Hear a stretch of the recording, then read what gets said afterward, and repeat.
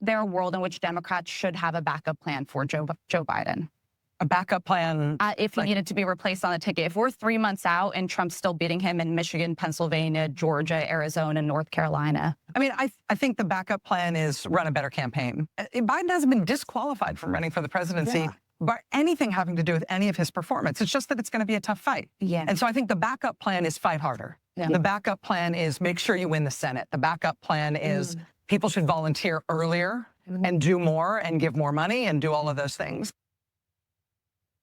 That was MSNBC host Rachel Maddow back in June of 2024. And keep that in mind when you consider that Semaphore spoke to key media figures across digital, print, and legacy media, Republicans and Democrats, to discuss the things that they got wrong in 2024. And judging by that video you just watched, Rachel Maddow did get some things wrong. We're diving into a major moment where Anna Kasparian criticizes Rachel Maddow over some serious woke hypocrisy. So, Rachel Maddow recently tried to defend her credibility after getting it wrong in a big way about JD Vance, and of course, instead of owning her mistakes, she blames the audience. Let's break this down and see how Anna Kasparian brings the heat, exposing Maddow for what she really is.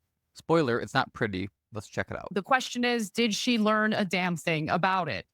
Well, rather than citing her real mistakes and terrible predictions, she actually ended up blaming her audience. So here's her statement to Semaphore. She said, I thought people would be more unnerved by JD Vance. Less the cat lady thing and more the Americans are going to have to get over the dictator phobia Mencius Moldbug thing. Now, if you're unfamiliar with Mencius Moldbug, that's a pseudonym for Curtis Yarvin, who Vance has followed for years. And Curtis Yarvin is someone who's against liberal democracy and is in favor of a monarchy, though he seems to have a tough time defending that position. Cenk Uygur actually interviewed him about it, and it was embarrassing if you ask me. But on October 1st, Gallup released the following poll comparing voter ratings between Tim Walz, who was the VP pick for Kamala Harris, and JD Vance. And yeah, I mean, she is right that people didn't seem to fear JD Vance as much as she was hoping for. So at that point in time, in October of 2024, less than half of registered voters nationally had a positive view of Tim Walz or JD Vance. A combined 46% rate Walz as either an excellent or pretty good choice versus 41% for JD Vance. And despite Walz's slight lead on this measure, the two were equally likely to be rated as poor choices.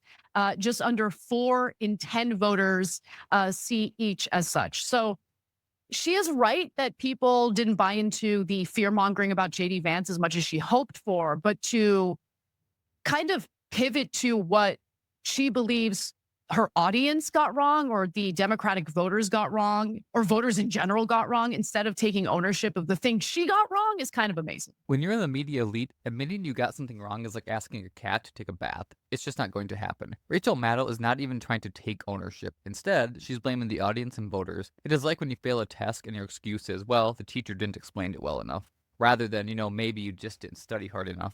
The media elite seems to think their opinions are gospel. That's not humility, it's just plain arrogance. But what do you think, Cenk? Yeah, so I mean, look, even that quote is telling because it's indecipherable to the average person. So look, I interviewed Curtis Yarvin, as Anna pointed out, so I know what she's talking about. The average person doesn't, and nobody knows about Curtis Yarvin. And yeah, he's comical and ridiculous, and that's why I'm worried about JD Vance and Donald Trump, and that's why I voted against them.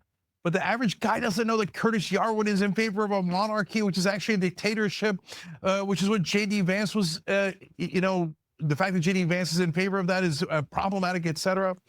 So one, out of touch with what actual human beings are going through. They're worried about gas prices and food prices. They're not worried about Mencius Moldbug, who they've never heard of.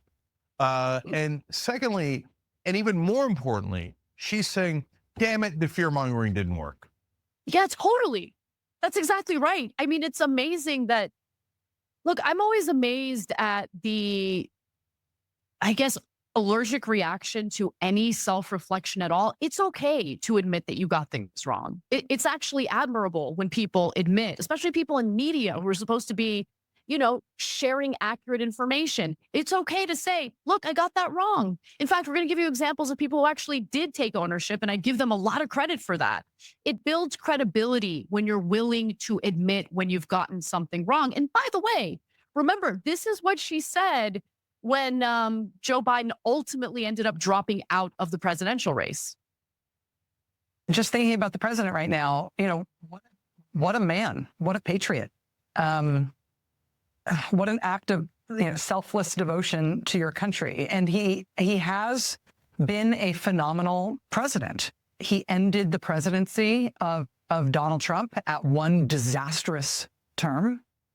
And he did it while being decent and civil and honorable and normal.